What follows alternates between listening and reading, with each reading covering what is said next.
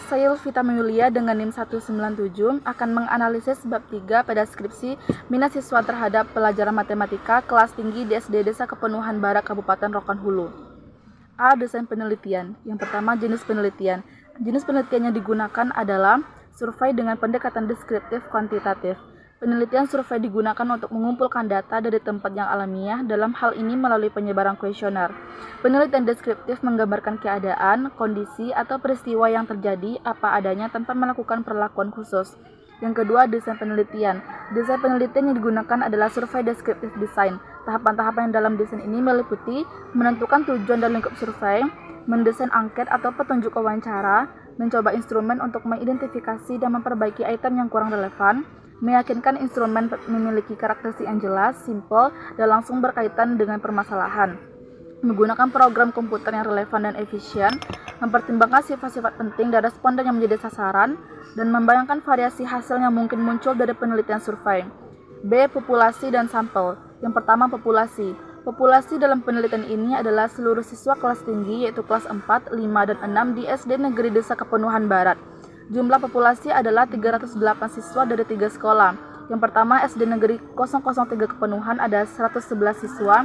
Yang kedua, SD Negeri 008 Kepenuhan ada 36 siswa. Yang ketiga, SD Islam Mawaddah Kepenuhan ada 161 siswa. Yang kedua, sampel. Sampel adalah sebagian dari populasi yang dipilih untuk diteliti. Teknik pengambilan sampel yang digunakan adalah random sampling. C. Teknik dan instrumen pengumpulan data. 1. Teknik pengumpulan data. Angket. Metode pengumpulan data dengan menyebarkan pertanyaan atau pernyataan yang dijawab oleh responden. Angka tertutup digunakan di mana jawaban sudah disediakan. Selanjutnya, dokumentasi digunakan untuk mendapatkan data secara langsung dari tempat penelitian seperti jumlah siswa di sekolah. Yang kedua, instrumen penelitian. Angket minat belajar siswa.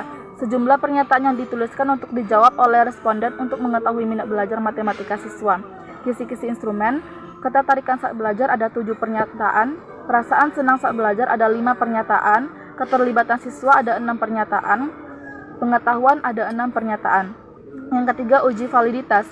Uji validitas dilakukan untuk memastikan instrumen penelitian mengukur variabel yang ingin diukur dengan tepat. Teknik yang digunakan adalah product moment, yaitu perhitungan koefisien korelasi antara skor butir kuesioner dengan skor total instrumen. Selanjutnya, kriteria. R hitung positif dan R hitung lebih besar dari R tabel dengan signifikansi kecil dari 0,05 maka item tersebut dinyatakan valid. R hitung negatif dan R hitung kurang dari R tabel dengan signifikansi kurang 0,05 maka item tersebut dinyatakan tidak valid. Uji coba dilakukan di SDN 009 Kepenuhan dengan 35 siswa. Hasil, ada 27 butir item dinyatakan valid. Yang keempat, uji reliabilitas. Uji reliabilitas dilakukan untuk memastikan instrumen penelitian menghasilkan data yang konsisten dan dapat diandalkan. Teknik yang digunakan adalah Cronbach's alpha. Kriterianya itu alpha besar dari 0,7 artinya reliabilitas mencukupi. Hasil, alpha 0,895 menunjukkan bahwa skala minat belajar terhadap matematika memiliki reliabilitas sangat tinggi. D. Kelebihan, kekurangan, serta solusi untuk kekurangan pada bab 3. Yang pertama, kelebihan. Desain penelitian jelas. Bab ini menjelaskan dengan baik jenis penelitian dan desain penelitian. Teknik sampling terperinci. Penjelasan mengenai teknik sampling dengan rumus Slovin dan perhitungan jumlah sampel yang didapat sangat detail. Uji validitas dan reliabilitas. Uji validitas dan reliabilitas instrumen dilakukan dengan baik menggunakan program SPSS 26 dan tabel rekapitulasi hasil uji validitas dan reliabilitas. Uji prasyarat lengkap. Uji persyaratan normalitas, homogenitas, dan linearitas dilakukan dengan menggunakan SPSS 26 dan tabel yang lengkap untuk menunjukkan hasil uji. Teknik analisis data terperinci. Teknik analisis data yang digunakan dijelaskan dengan baik, berikut rumus dan cara perhitungannya. Yang kedua, kekurangan dan hal yang perlu diperbaiki. Kurangnya data dalam uji validitas. Meskipun menggunakan SPSS 26, tabel rekapitulasi hasil uji validitas hanya menunjukkan item yang valid dan tidak valid. Detail mengenai nilai R tabel, R hitung, dan signifikansi untuk setiap item tidak ditampilkan. Kurangnya penjelasan tentang uji normalitas, sebab ini hanya menyebutkan teknik uji normalitas dan program yang digunakan. Penjelasan mengenai bagaimana cara menginterpretasikan hasil uji normalitas dengan melihat nilai signifikansi tidak dijelaskan secara detail. Kurangnya penjelasan tentang uji homogenitas, sebab ini hanya menyebutkan teknik uji homogenitas dan program yang digunakan. Penjelasan mengenai bagaimana cara menginterpretasikan hasil uji homogenitas dengan melihat nilai signifikansi tidak dijelaskan secara detail.